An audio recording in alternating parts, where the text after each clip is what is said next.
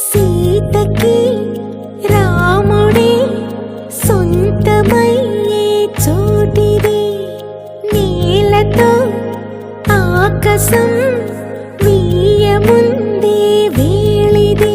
మూడు ముళ్ళు వేస్తే మూడు లోకాలకి ముచ్చటొచ్చినమ్మా.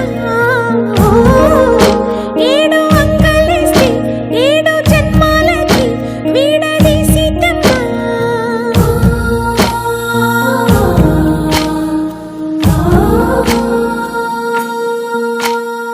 సీతమ్మ వాకిట్లో సిరిమల్లె చెట్టు, సిరిమల్లె చెట్టుపై చిలక వారింది.